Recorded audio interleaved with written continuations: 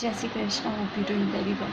Polymers जो कि आपका 11 लेक्चर्स इसमें अगर आपका इंक्लूड हो जाए, मतलब आज ये पहला लेक्चर है और मैं आपको बहुत ही छोटे छोटे शॉर्ट्स वीडियो बना कर दूँगी सो दैट आपको समझना बहुत आसान हो।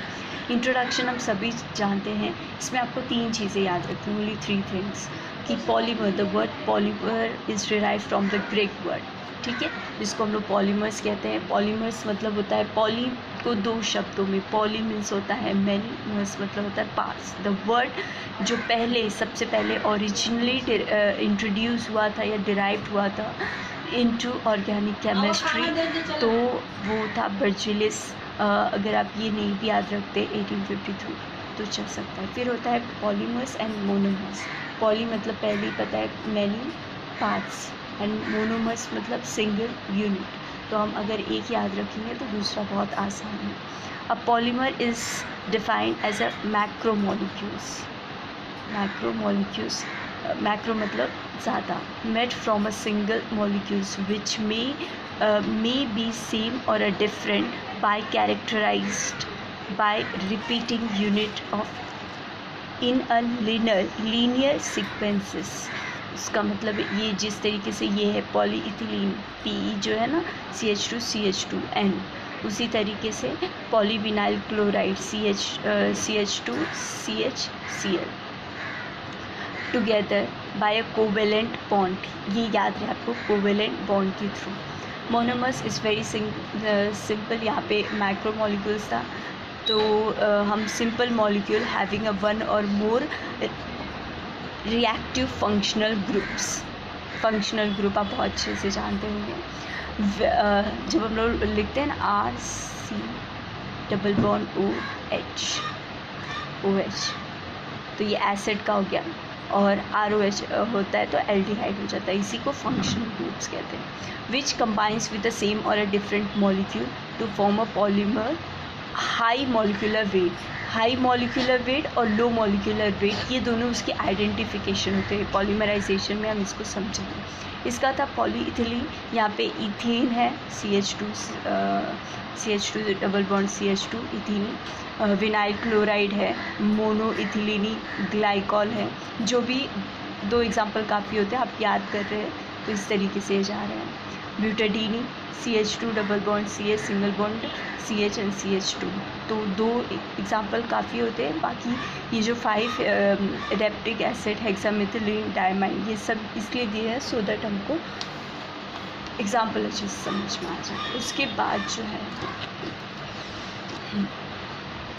पॉलीमराइजेशन, वैसे तो ये बहुत ज़रूरी नहीं होता है, लेकिन इसको याद करना इसलिए समझ ज़रूरी होता है जब हम लोग ऑर्गेनिक केमिस्ट्री में सॉल्व करते हैं कि किस तरीके से आगे जो वेट्स वगैरह हैं उनको याद रहे। तो इसलिए हम लोग पॉलीमराइजेशन कई इंडस्ट्रीज या कहीं पे आप जाते हैं तो पूछा जाता है।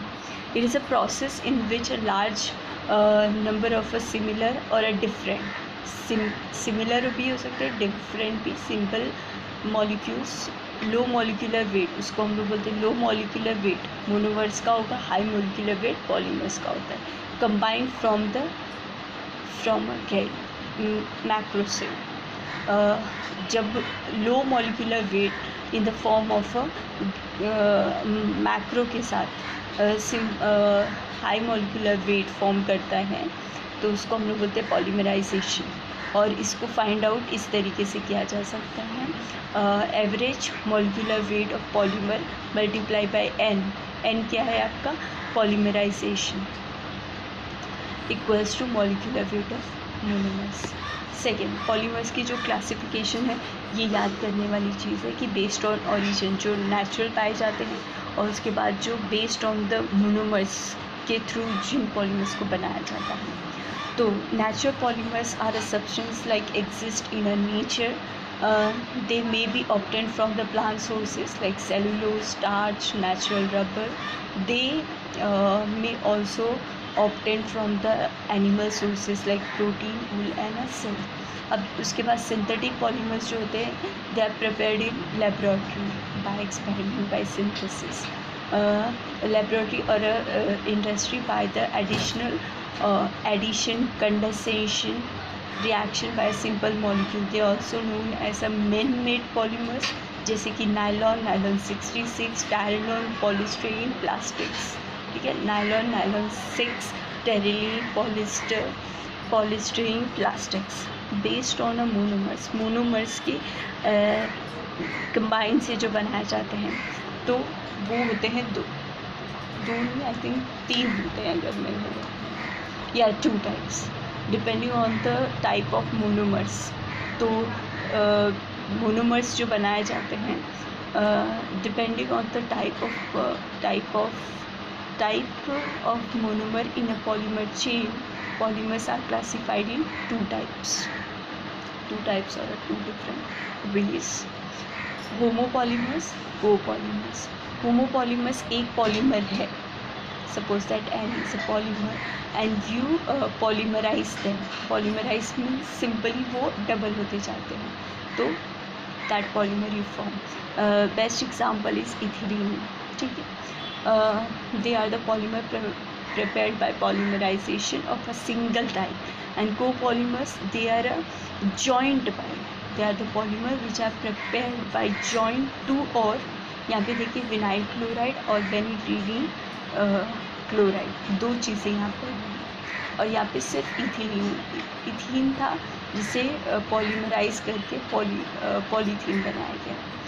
तो copolymer they are polymers which are prepared by joint 2 or more monomers together by known copolymers। The structure of the copolymer depend upon the relative amount reactivity। Like example you can give and then you describe the whole thing। Vinyl chloride and vinyl chloride हम reactions को बहुत अच्छे से describe कर सकते हैं, there is no need of that. And the example is seven. Okay, उसी तरीके से सिमिलरली एक और एग्जांपल आप कर सकते हैं, ये करने के लिए दिया हुआ है। 1,3-butadiene reacts with the styrene gives the copolymer SBA which is synthetic rubber। ये आपको करने के लिए फिर अल्टरनेटिव कोपॉलीमर ग्राफ्ट और based on the properties of polymer जो उसकी क्लासिफिकेशन होगी हम नेक्स्ट वीडियो में। Thank you.